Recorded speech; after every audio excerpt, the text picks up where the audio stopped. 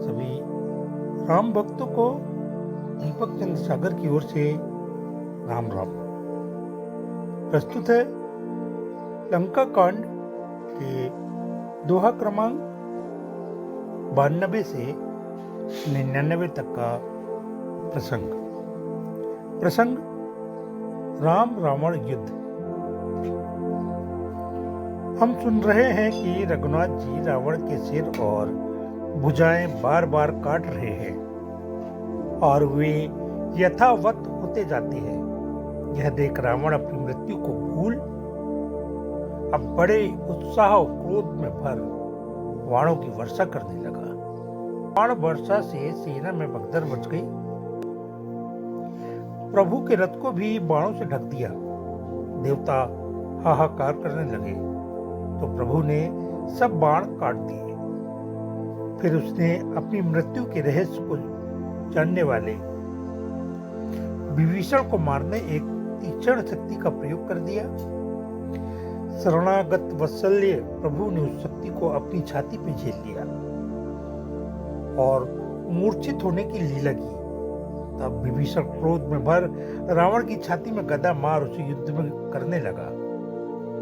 हे उमा, जो विभीषण रावण के सामने आंख नहीं उठा सकता था, वह आज राम प्रताप से उससे काल जैसे भिड़ गया। इसी बीच हनुमान जी ने पर्वत खंड से रावण का रथ, सारथी और घोड़े मार उसकी छाती में जोर की लात मारी तो रावण ने लात पकड़ी। हनुमान जी आकाश में उड़ चले और वही दोनों का युद्ध होने लगा। हनुमान जी ने जोर का मुक्का मारा, वह जमीन पर आ गिरा, उठकर लड़ने लगा।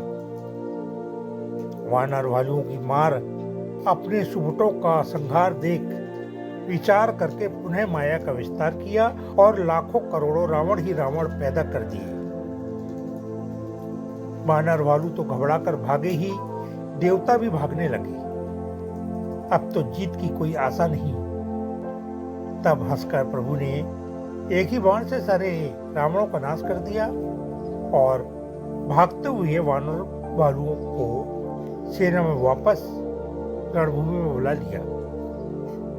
देवताओं ने प्रभु की जय जयकार की तो रावण उन पर झपटा और कहता है, अरे मूर्खों, तुम्हारे लिए तो मैं एक ही काफी हूं। देवताओं पर झपटते हुए रावण को अंगन ने उछलकर टांग पकड़ जमीन पर पटक दिया। प्रभु ने उसके सिर भुजा फिर काट दी, लेकिन वह पुनः उसी प्रकार बढ़ गए जैसे कि तीर्थ में करने वालों के पाप बढ़ जाते हैं। नल नील ने उसके सिर पर उछलकर उसके लीलाट और चेहरे को खूना खून कर दिया तो वह अति क्रोध हो सेना का संहार करने लगा, जिसे देख जामवंत जी ने उसकी छाती पर इतनी जोर से लात मारी कि वह भूमि पर गिर बेहोश हो गया। उसे दूसरे रथ में डाल निशाचर उसे घेरा बना लंका ले गए। उसी रात त्रिष्टा अशोक वाटिका में जाकर सीता जी को युद्ध का हाल चाल बता रही है, जिसे सुन सीता जी बहुत दुखी हो रही है कि यह दुष्ट सिर काटने के बाद भी नहीं मर रहा। दुख का विस्तृत वर्णन है। त्रिष्टा उससे कहती है कि हे पुत्री, इसके हृदय में आप बसी हुई है। आपके हृदय में श्री राम और राम के हृदय में पूरा ब्रह्मांड है। बार बार सिर कटने से इसकी विकलता बढ़ेगी और आपका ध्यान छूट जाएगा तो प्रभु उसको तुरंत मार डालेंगे। सियावर रामचंद्र की जय।